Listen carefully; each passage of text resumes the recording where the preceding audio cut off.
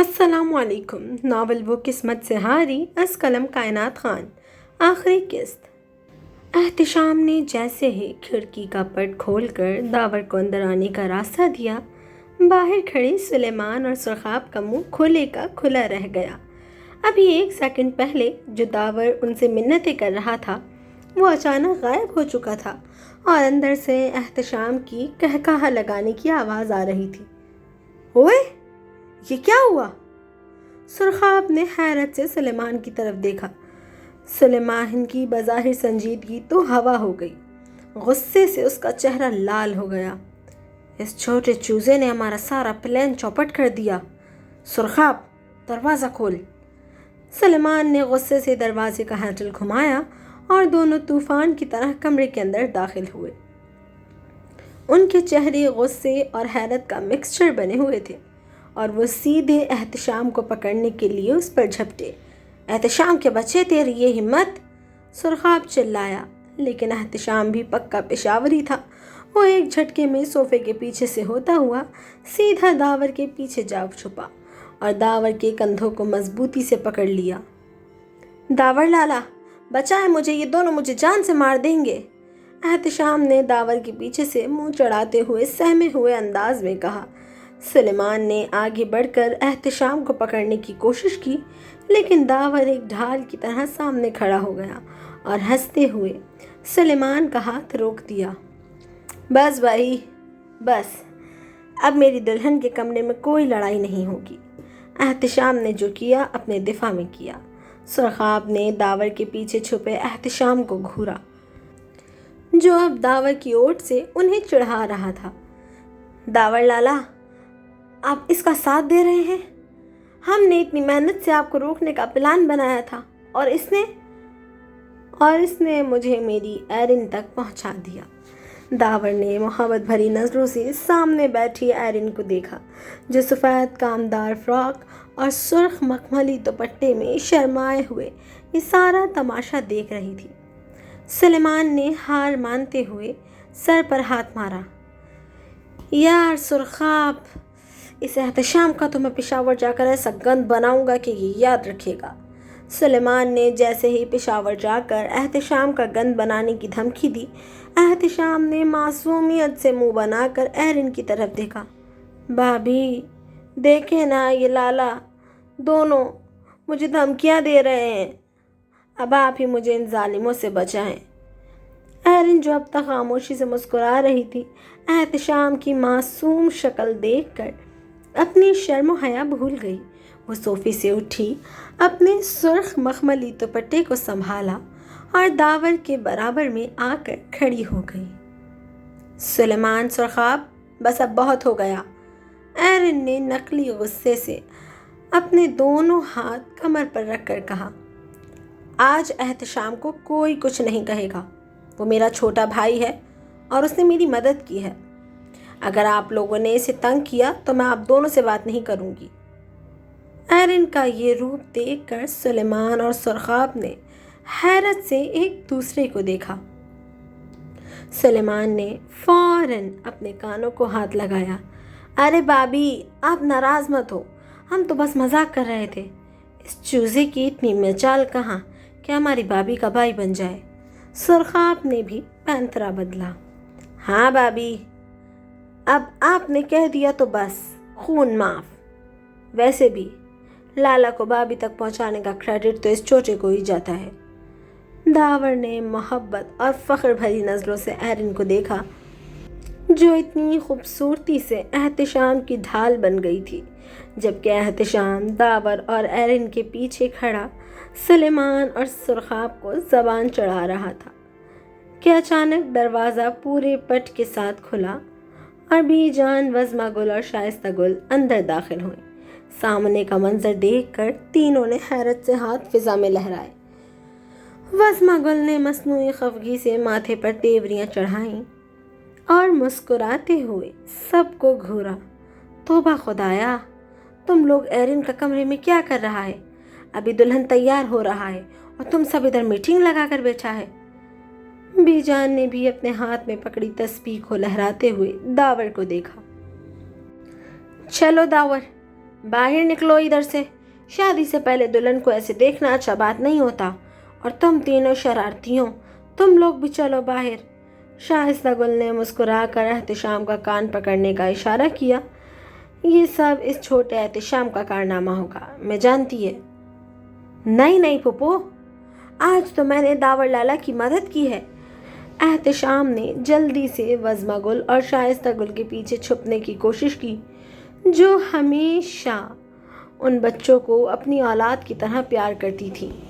सुलेमान और सुरखाब, जो अब तक एरिन से डांट खा रहे थे, बीजान और अपनी दोनों फुप्पुओं को देखकर सीधे हो गए और मासूम बनने की अदाकारी करने लगे।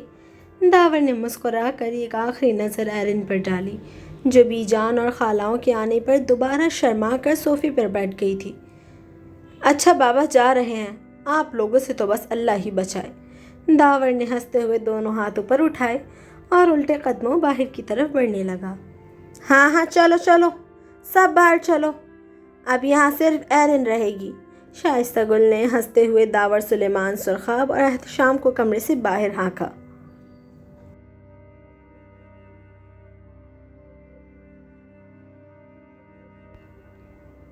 नीचे हॉल में एरिन के तीनों बच्चे, उमर, अबू बकर और नन्ही रानियाँ, बड़ी मासूमियत से कोने में खेल रहे थे।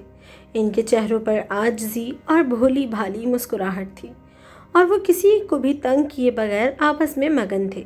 बीजान, वज़मा गुल और शाइस्ता गुल उन बच्चों के पास से गुज़रते हुए बार बार उनके सरों पर हाथ रखती और उनके लाड उठाती थी। दूसरी तरफ बच्चों के तीनों चचा यानी सुलेमान, सुरखाब और एहतिशाम तो जैसे मेहमानों को भूलकर बच्चों में ही मगन थे। ख़ुसूसन एहतिशाम तो 24 घंटे इन बच्चों के साथ ही लगा रहता था और अब भी उनके साथ बच्चा बना हुआ था।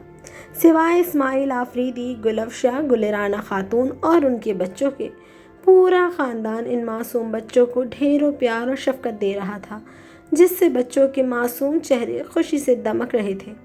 जबकि वो हासिद टोली एक कोने में खड़ी जल भुन कर तमाशा देख रही थी। एरिन अपने कमरे में अकेली बैठी दिल ही दिल में अपने रब का शुक्र अदा कर रही थी कि उसके बच्चों को इतना प्यार करने वाला ख़ानदान और इतने अच्छे चचा मिले हैं। कुछ ही देर में नीचे कारी साहब की आमद हुई तो घर में एकदम संजीदगी और एहतराम का माहौल बन गया। बीजान के इशारे पर वज़मा गुल और शाइस्ता गुल ऊपर गईं और एरिन को बहुत प्यार और एहतराम के साथ नीचे लाउंज में ले आईं। सफ़ेद कामदार फ्रॉक और सुर्ख मखमली दुपट्टे में लिपटी एरिन जब धीमे कदमों से चलती हुई लाउंज में आई तो वहाँ मौजूद मेहमानों की नज़रें उसके हुस्न और सादगी पर थम गई। उसे लाउंज के मरकज़ी सोफ़े पर लाकर बिठा दिया गया, जहाँ एक तरफ बीजान और दूसरी तरफ उसके बच्चे आकर बैठ गए। काजी साहब ने निकाह के कागजात निकाले और लाउंज में एकदम खामोशी छा गई। दावर सामने वाले सोफ़े पर बैठे गहरी अक़ीदत और मोहब्बत भरी नज़रों से अपनी दुल्हन और उन बच्चों को देख रहे थे जिनके वो अब बाकायदा बाप बनने जा रहे थे। काजी साहब ने ख़ुतबा शुरू किया और दोनों तरफ गवाहान भी अपनी जगह संभाल चुके थे। अब दोनों की ज़िंदगी का सबसे हसीन, सबसे खूबसूरत और मुक़द्दस बंधन यानी निकाह पढ़ाया जा रहा था।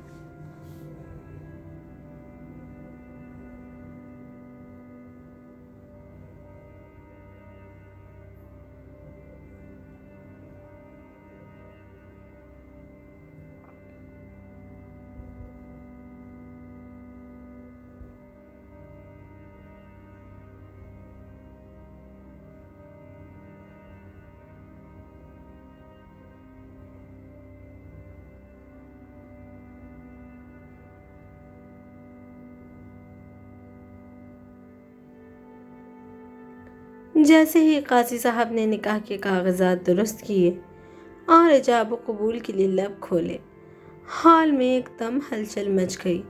इससे पहले कि काजी साहब बाकायदा निकाह शुरू करते, सुरखाब और एहतिशाम फुर्ती से आगे बढ़े और कूद कर एरिन के सोफ़े के दाएं और बाएं जानिब तफाखर से तन कर खड़े हो गए।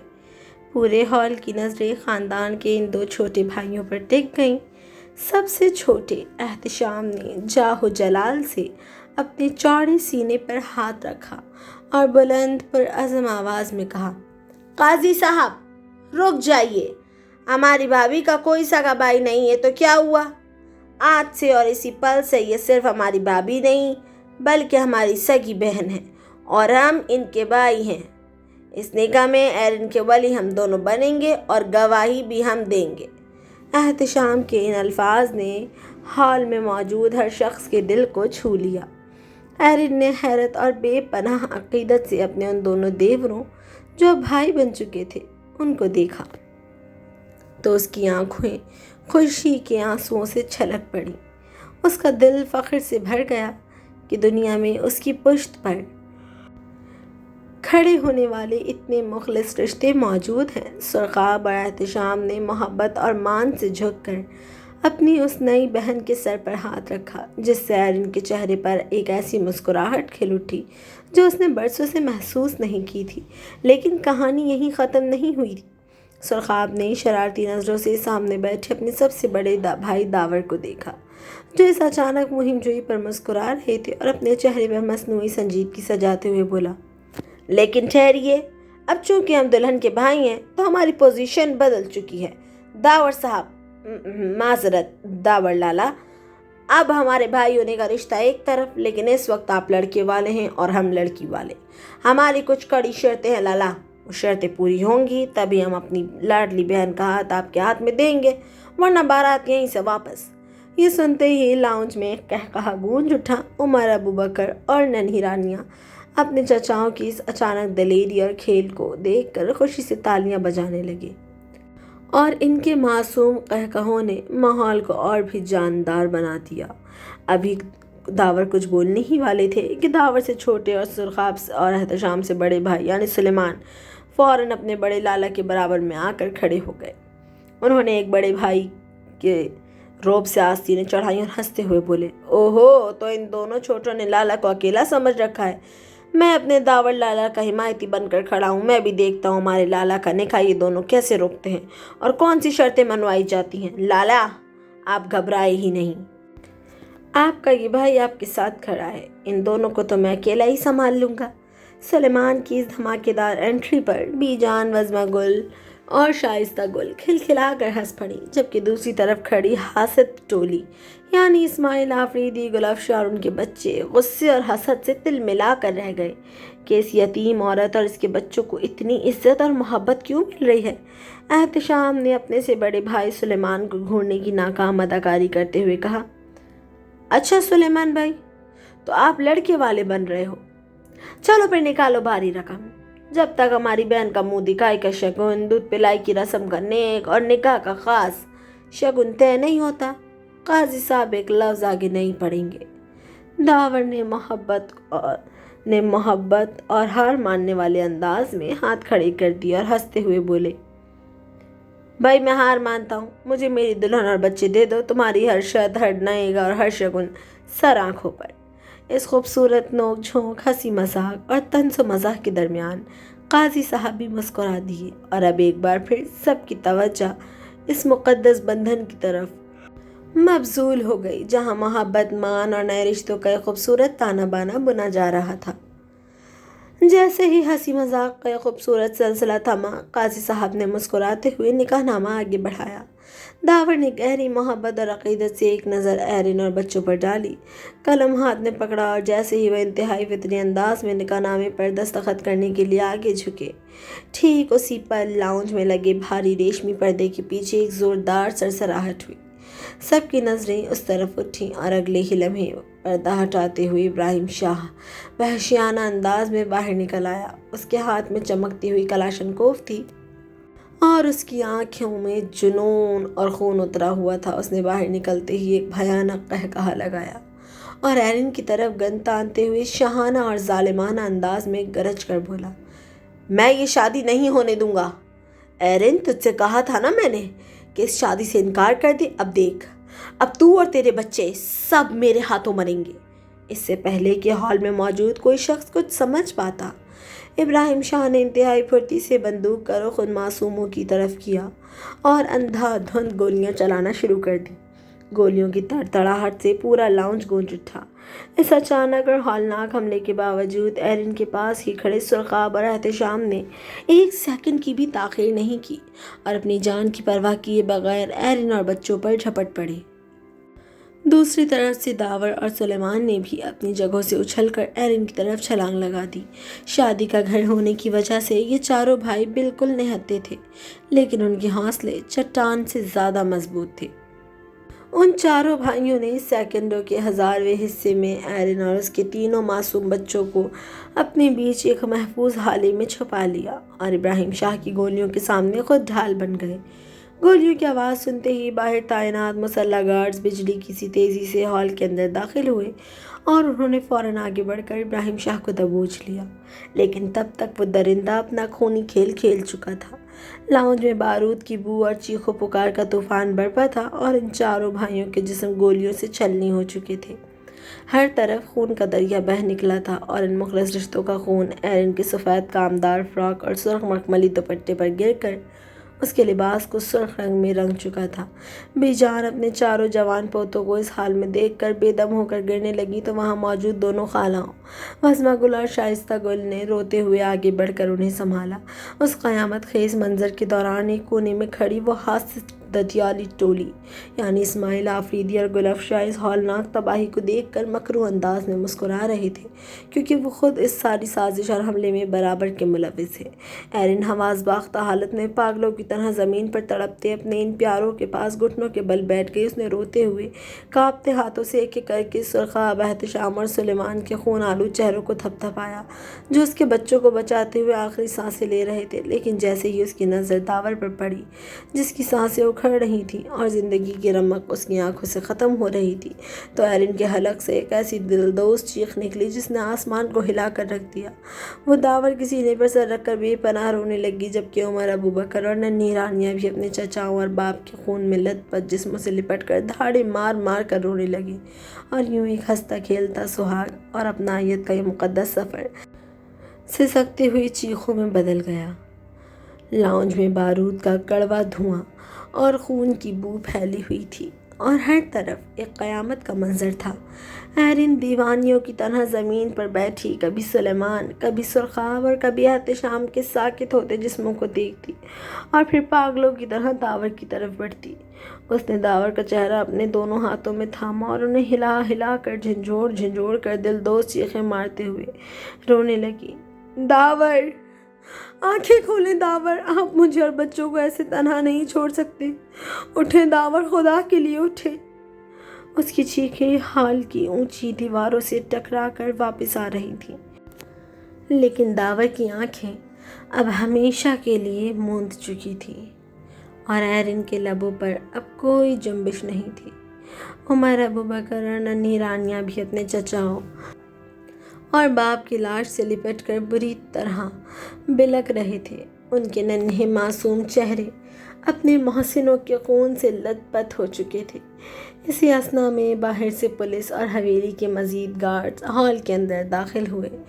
گارڈز نے وحشی صفت ابراہیم شاہ کو، جو اب بھی پاگلوں کی طرح ہنس رہا تھا، دبوچ کر پولیس کے حوالے کیا اور پولیس اسے ہتھکڑیاں لگا کر گھسیٹتے ہوئے باہر لے گئی۔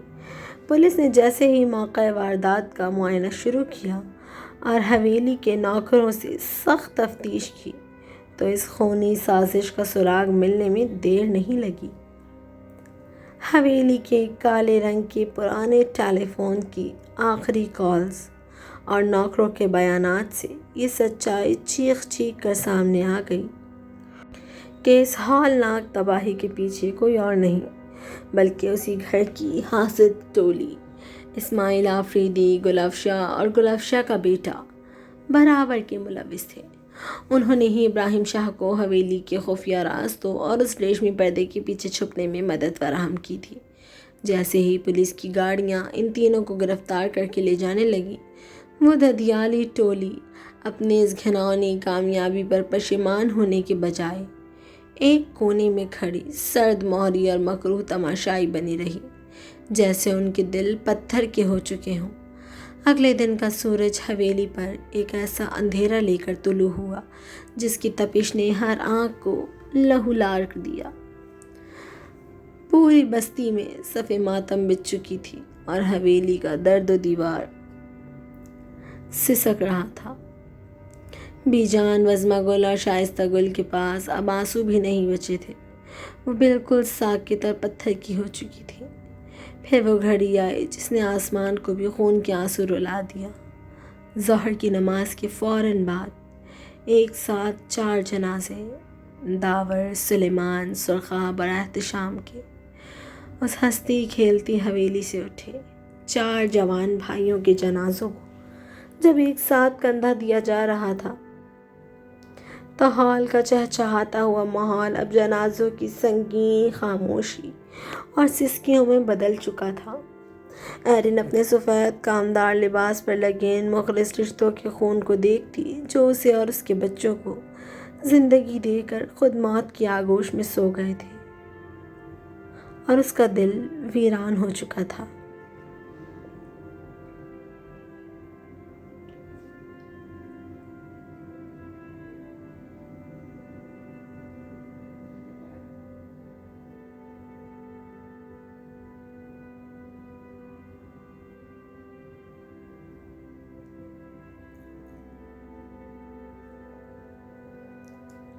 ان 4 جوان بھائیوں کے جنازوں کی رخصتی کے بعد حویلی پر جیسے ایک تا حیات سکوت طاری ہو گیا تھا، لیکن ایرن نے اپنے بچوں کی خاطر اندر سے ٹوٹنے کے باوجود خود کو بہت ہمت سے سنبھالا۔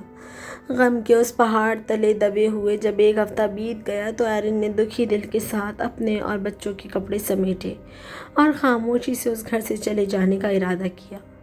وہ جیسے ہی بچوں کا ہاتھ تھامے کمرے سے باہر نکلنے لگی، ٹھیک اسی لمحے بی جان، وزمہ گل اور شائستہ گل نے اس کا راستہ روک لیا اور اسے بے حد محبت اور تڑپ سے گلے لگا لیا۔ ان کے رویے میں ایرن اور ان بچوں کے لیے رتی برابر بھی بدلاؤ نہیں آیا تھا، بلکہ وہ اب پہلے سے بھی زیادہ شفیق ہو چکی تھی۔ بی جان تو اب اپنا زیادہ تر وقت ان بچوں کے ساتھ ہی گزارنے لگی تھی۔ ان کا صاف ماننا تھا کہ بھلے ہی داور اور ایرن کا باقاعدہ نکاح مکمل نہ ہو سکا ہو اور داور ان کا دوسرا باپ نہ بن پایا ہو، لیکن اس نے جیتے جی ان بچوں کو اپنی سگی اولاد کی طرح ٹوٹ کر پیار کیا تھا اور اپنی آخری سانس تک ان کے لیے ڈھال بنا رہا تھا۔ اس لیے اب جذباتی اور اخلاقی طور پر یہی بچے بی جان کے پوتا اور پوتی تھے۔ بی جان اور دونوں خالاؤں نے جب روتے ہوئے ایرن کی لاکھ منتیں کی اور اسے واسطے دیے تو ایرن کے پاؤں زنجیر ہو گئے اور وہ رکنے پر مجبور ہو گئی، کیونکہ داور اپنی زندگی میں ہی قانونی طور پر حویلی اور اپنی جائیداد کا سب کچھ ایرن اور ان معصوم بچوں کے نام کر کے جا چکا تھا، لیکن حویلی پر اداسیوں کے بادل ابھی چھٹنے باقی تھے۔ ان 4 جنازوں کے صدمے نے اندر ہی اندر بی جان کو بالکل کھوکھلا کر دیا تھا، اور ٹھیک 1 ہفتے بعد جب وہ رات کے آخری پہر اپنے رب کے حضور مصلی پر جھکی تو سجدے کی حالت میں ہی ان کی روح قبض سے انصری سے پرواز کر گئی۔ وہ اپنے جوان پوتوں کے پاس جا چکی تھی اور یوں حویلی کا آخری بڑا سایہ بھی اٹھ گیا جس نے ایرن اور بچوں کو ایک بار پھر گہری سوگ میں ڈبو دیا۔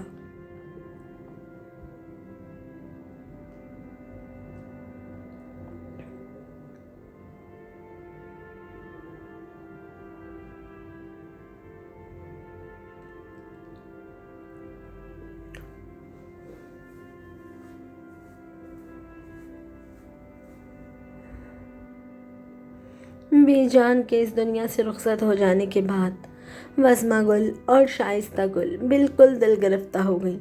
کراچی کی یہ کشادہ حویلی جو کبھی کہکہوں سے گونجتی تھی، اب ان کے لیے جوان بھانجوں اور بھتیجوں کی یادوں کا ایک تڑپاتا ہوا قبرستان بن چکی تھی۔ یہاں کا ہر کونا ان کے لیے درد کا سبب بن گیا تھا، اس لیے انہوں نے بھاری دل کے ساتھ واپس پشاور جانے کا فیصلہ کر لیا تاکہ زندگی کے باقی دن وہاں کی پرسکون فضا میں گزار سکیں۔ جانے سے پہلے انہوں نے حویلی اور جائیداد کا سارا انتظام اور دیکھ بھال مکمل طور پر ایرن کے حوالے کر دی، جو اب داور کی یادوں اور اپنے بچوں کے سہارے جینے کی کوشش کر رہی تھی۔ پھر ایک دن جب وقت آہستہ آہستہ اپنے زخم بھرنے کی کوشش کر رہا تھا، حویلی کی ملازمہ نے آ کر ایرن کو بتایا کہ باہر ایک بے سہارا بھوکی بوڑھی عورت بیٹھی ہے۔ ایرن نے رحم دلی سے اسے اندر بلانے کا کہا، جب وہ بوڑھی عورت کانپتے قدموں سے اندر آئی تو اسے دیکھ کر ایرن کے ہوش اڑ گئے۔ وہ کوئی اجنبی نہیں بلکہ ایرن کے ماں باپ کے گھر کی پرانی ملازمہ اور ان کے وفادار خانسامہ کی بیوی تھی۔ اس نے روتے ہوئے ایرن کو ایک ایسا سچ بتایا جس نے ایرن کے پیروں تلے سے زمین نکال دی۔ اس نے بتایا، بیٹی، آپ کے اس گھر سے جانے کے 1 سال کے اندر اندر ہی آپ کے ماں باپ اس دنیا سے رخصت ہو گئے تھے۔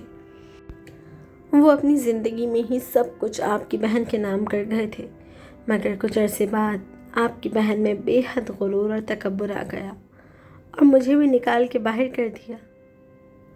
ماں باپ کی موت کا یہ اچانک اور ہولناک صدمہ ایرن کے کمزور دل پر بجلی بن کر گرا۔ وہ صدمے سے نڈھال لڑکھڑاتی ہوئی اپنے کمرے میں گئی اور بستر پر بیٹھ کر ماضی کی تلخیوں اور اپنوں کی بے وفائی کے بارے میں سوچنے لگی۔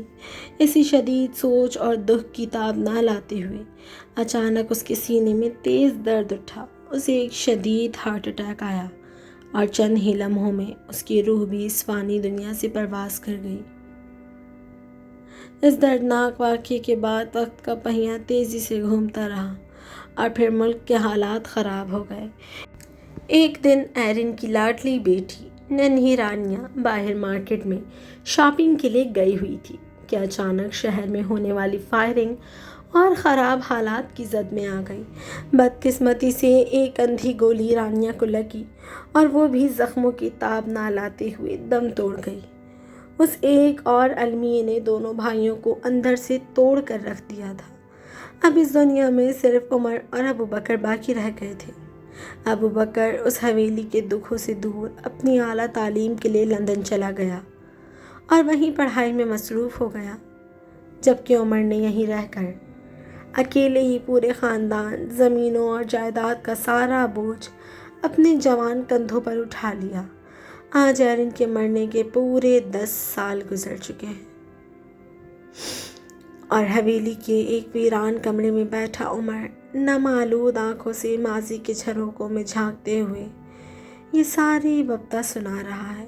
ہاں، میں عمر ہوں۔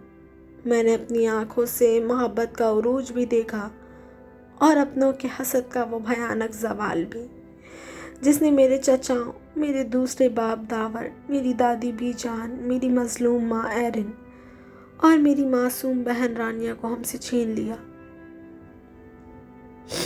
ابوبکر لندن میں اپنی زندگی بنا رہا ہے اور میں یہاں اس سونی حویلی میں ان پاک رشتوں کی یادوں کا پہرا دے رہا ہوں جنہوں نے ہماری خاطر اپنے سینوں پر گولیاں کھا لی تھی لیکن ہمیں جینا سکھا دیا تھا۔